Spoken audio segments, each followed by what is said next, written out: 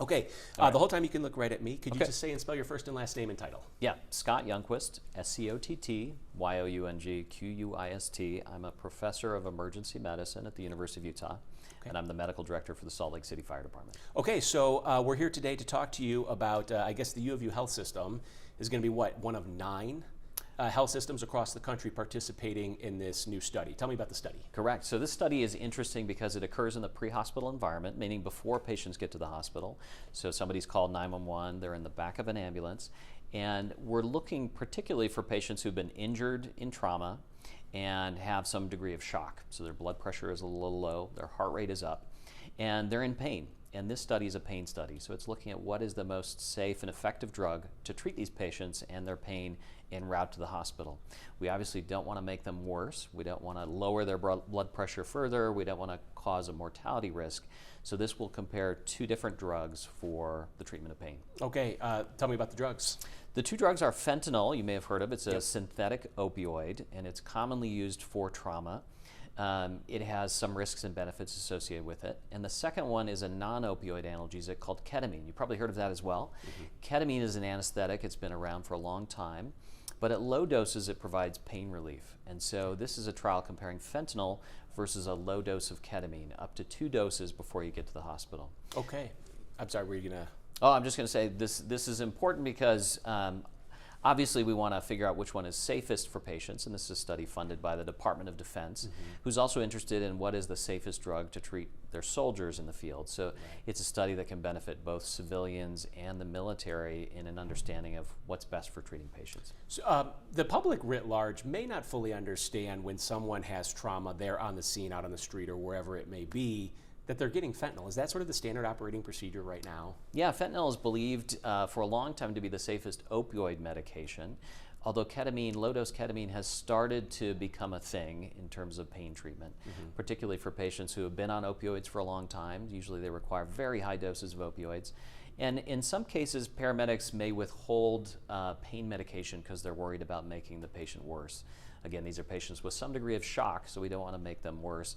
So patients may currently go to the hospital going over bumps along the way in agony because of their pelvic fracture or their back fracture or whatever. Yeah, okay, so people hear fentanyl and they'll think, oh my gosh, fentanyl is addictive, it can kill. Talk to us about how, when given in the right ways, you know, it's more controlled. Yeah. Is that correct to say? Yeah, it's frequently given by medical providers for acute pain, meaning you've got a broken leg right now, got a fractured back or something like that.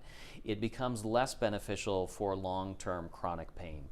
And there's obviously abuse potential with any opioid. We don't think there's significant abuse potential with ketamine. There still is some, but fentanyl is widely available on the streets. And one thing we'll be looking at is how often patients are continuing to take opioids after the study ends. So is their doctor prescribing them more opioids because their pain is out of control? Gotcha. And so you may have answered this, but you know, talk to us about ketamine. People may have just started to hear about it's making some of the news because of a famous actor who passed away from it. So maybe people have never heard of it before or are starting to hear about it. Are there risks associated with ketamine? There are risks with any drug for sure. The risks increase with the dose, and so this one is focused on the very lowest dose of ketamine possible to minimize those risks. But at higher doses, patients can experience hallucinations, they can feel disconnected from their body, they can feel sort of icky. So we'll be tracking all of those things to make sure patients are achieving pain relief without significant side effects from both drugs. What are you ultimately hoping to find with this study? Ultimately, we want to know what is the safest drug to treat somebody who's in shock from their traumatic injuries.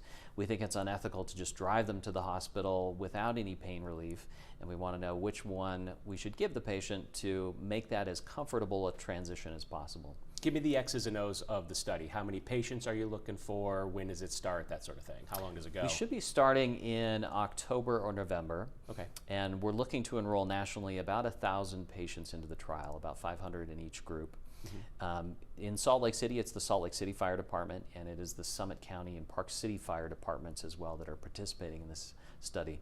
So if you happen to have an accident outside of their areas, you wouldn't be enrolled in the study. Okay, and it's going to go, you say, for about 3 years? About 3 years, yeah. Okay. These paramedics, they're probably going to be are they getting trained on this? Yes. Is that part of the process before Yeah. the thing starts? Yeah, once we finish with all of the regulatory requirements, we will be training the paramedics to give the study drug.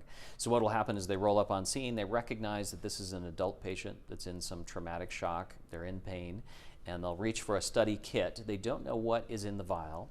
We can ultimately unblind that at the hospital, but in the field, they're not going to know what they're giving. So they'll give a dose of the medication based on the patient's weight. En route to the hospital, if they need a second dose, they can do that. So you said the paramedics won't necessarily know what they're giving there at the scene? Exactly, yes. Okay. They'll be blinded to it. All the study investigators will be blinded to it as well. So we want to give the medications the best shot we can without tinkering with the results or changing the treatment in any way that they're getting in addition to the pain medication. Got it. As I understand, people have the right to opt out of the study before it starts or even after they get to the hospital. Is that correct? Yeah, that is correct. So this study is performed under an FDA exception from informed consent, meaning the FDA recognizes that in emergency situations when time is critical and the patient is in distress, it's not the time to sort of try to walk through the risks and benefits of participating in the procedure. Mm-hmm. They're being evaluated by the paramedics for their traumatic injuries, they're in severe pain.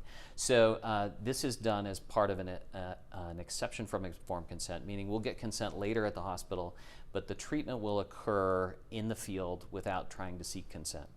So the way you opt out of this, if you say, no, I don't want to be potentially in this study if I get in a car crash or something like that, I don't want to be enrolled in the study, you can contact us and we'll get you a bracelet. We've got a phone number that you can call. That bracelet will identify you as somebody who doesn't want to be in the study and you opt out. Gotcha. Kind of put your, take the study hat off and just put your physician hat back on, like, why do we do these studies?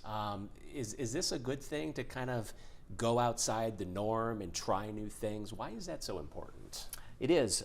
We think it's important because we're basing a lot on clinical practice and not on knowledge. So the only way to gain the knowledge we need in a rigorous fashion is to do a trial like this. Mm-hmm. And ketamine is becoming more popular. It's becoming more popular for military pain. It's becoming more popular for civilian pain as well. Mm-hmm. In fact, many paramedics currently carry ketamine and will give it at low doses for patients whose pain is not controlled with opioids. Mm-hmm. So it exists in our drug bag. The idea is to figure out which one should we reach for in a more rigorous fashion. Gotcha.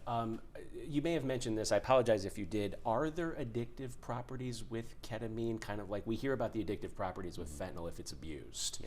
Yeah. Maybe not in a clinical setting. Are there addictive properties with ketamine?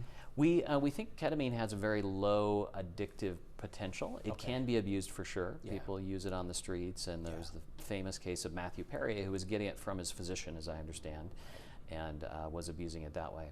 Has a lot of great uses, but like with any drug, it can be abused. But we think the addictive potential is far, far less than opioids. So we could be living in a world in the not too distant future where maybe the standard operating procedure changes based on the results of this study. Yeah, fair absolutely. to say? It absolutely could do so. Yeah, and I mean, if you look at the data and the data says it helps and it works, we're going to go for it, right? Absolutely. So we'll be tracking mortality rates, see if one affects mortality. We'll be looking at things like PTSD. So if a patient survives, a lot of time that pain contributes to symptoms of PTSD. Mm-hmm. And we can reduce that potentially with the right drug. We'll also look at how long they're on opioids, as I mentioned before. So a lot of looks at these drugs very carefully should give us a lot of good information. Gotcha. Anything we missed or that you want to add?